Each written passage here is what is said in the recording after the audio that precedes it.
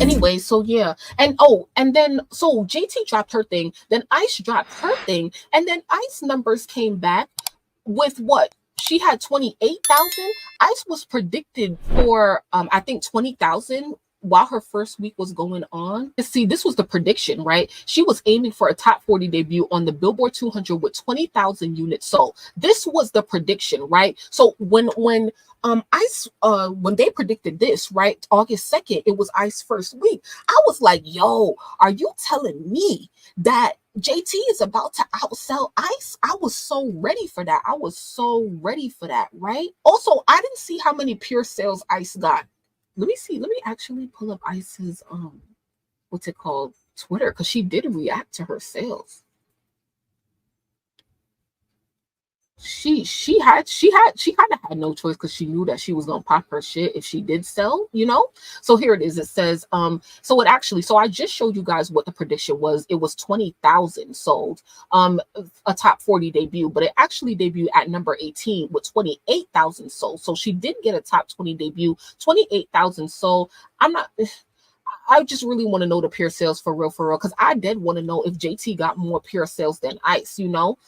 So Ice reacted to her sales saying, like her first EP, it did 15K. So she's saying that, you know, even though I still flopped, I increased by 13K. So she says, so thank you to everyone who supported me. And then thank you to all the new supporters. I'm so curious, not curious, but it's so interesting how she didn't say thank you to the Munchkins, because she would have got dragged if she said thank you to the Munchkins.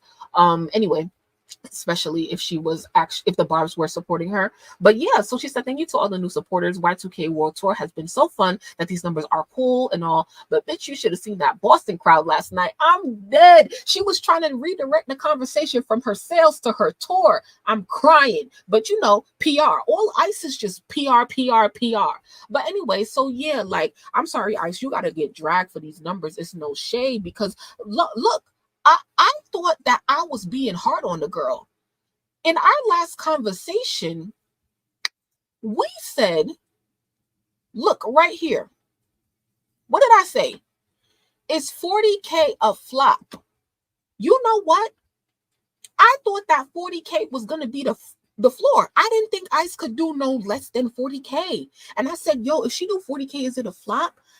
And it's like, okay, in that same live, I also asked, like, what if she did 60K? Because 60K is around where Megan Thee Stallion is, right? She's about 64, 63, 64, 68. I don't remember the correct number, but yeah, she's around there. Anyway, so yeah, I really thought that, like, Ice was going to do at least 40 to 50K. And she probably could have, had she had the Barbs on her side. And had she not only, I don't want to make this about her and Nicki Minaj and the Barbs, but because there's I believe it's a lot of factors that went into her album flopping. But and also, I never say that nobody paying for payola, but it's so interesting how the projection has said 20,000, as I showed you guys, and then 2 days later it came out that it was 28,000. Usually projections and predictions are pretty accurate. They could be off by 1,000 or 2,000 points, but they're never usually off by that much. And so my thing is like, and when Ice numbers came out that day, I think that they had delayed the charts by a couple hours or even a day. And I never accuse of nobody of doing no funny stuff behind the scenes or paying for higher numbers, but it's really interesting how that prediction went up by 8,000 units. And yeah, she ended up debuting in the at number 18. I don't know, it's kind of funny to me, because it's like, it felt for her, I'm sure for Ice and her team, even when the album came out, everybody was trashing it because it was truly bad. It was a bad album. People expected it from Ice, but I don't know if we truly expected it from Ice, because she showed us that she could make good songs, she could make hits, and she also could, you know, make not so good songs. And so, you know, we all know what we expected from Ice as well. What we expected versus what we got. And I know that they were probably shaking in their boots and scrambling during Ice's first week, because in Ice's first week, I think that was JT's whatever reporting week. And so so they knew in that first week, oh, JT's numbers was just announced and she did this. Oh, we're flopping and we literally cannot sell less than Ice. I mean, than JT. We cannot sell less than JT. And I think that that was a lot of pressure during that week for her team. So I don't know if they did what, but I don't know. I don't know, but I definitely wish, and it's no shade because I expected Ice to outsell JT, which officially she did. But I'm here for the like the shaking it up. Like we're really shaking the table because all of these girls is popping their stuff and their songs and they coming at each other based on who flopping and who not. But it's like the people who we didn't expect to flop is flopping. All of y'all is flopping, no shade, but some of y'all is flopping more than others, and that's why we got to talk. Shorter Bills was playing. Ice had 10K pair, so JT had 17K pair. I did hear that 17K number, but I just can't find no like official source for it. You were real optimistic. Yes, I was, because Ice had so much going for her. Usually I'm not the person who believes like, oh, like this person got so much hype, so they should be doing big numbers. Like, no, like she had the hype. She had her fan base. Of course, she has general fans and people who are interested. And then she has a lot of visibility that she's doing all these, PR stunts. And that also kind of bit her in the ass because a lot of people can see right through it that any and everything that she doing just wasn't true. And I was listening to somebody earlier today and they was like, even though Ice flopped, she's definitely going to come back with another stunt because even though she's flopped, she's tied up in big business deals with these executives at these labels and they not letting her go nowhere without fulfilling that contract. So we gonna see more from her. But I definitely look forward to whatever Ice does next, because I'm the type of person that I'm not going to say like, oh, this artist's career is over. Even though I do feel like that for Ice, I do feel like her career is truly in danger right now. Now more than ever, because everybody was banking on this album to say if she's a goer or she's not. And a lot of people feel like she's not. And if the people really feel like that you're not, the only thing you could really do is make it undeniable. And the only way you could do that is by releasing a hit.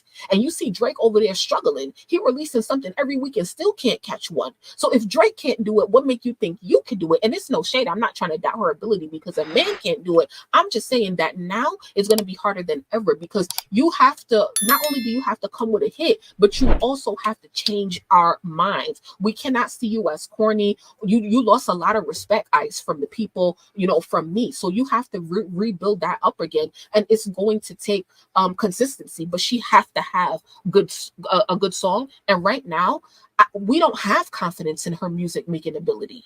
So she's in a very bad place. And it's going to be interesting. Some news did hit the internet this week about the shuffling that's going on at the labels. Like, her CEO, Elliot Grange, has now become the CEO of Atlantic Records. Julie Greenwald, which was the COO of Atlantic, has been fired.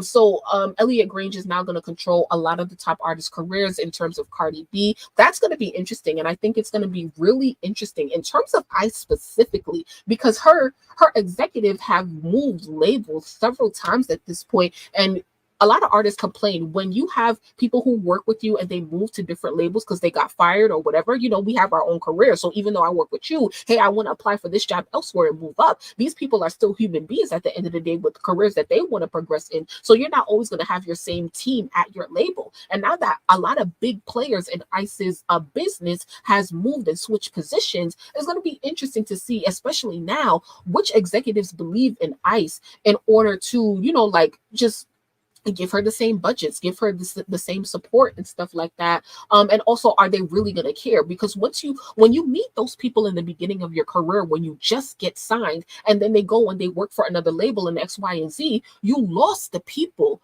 right? They moved on to another company. So you lost the people who truly believed in you. You're going to get assigned another A&R and another marketing person and another PR person. Yeah, they're going to come through, but they're not going to care about you like the ones that you met at first. And that's when you see, sometimes when you see an artist's career going downhill, it's because of that reason, but they never come out and say it, right? They'll come out and talk about it 30 years later. Oh yeah, this person left, this label sold that label. But we're seeing this happen in real time. And that's what I like about the music business right now and how everything is really being reported, because we're watching Atlantic and these labels fall apart in real time and how it's affecting the artists and the budgets.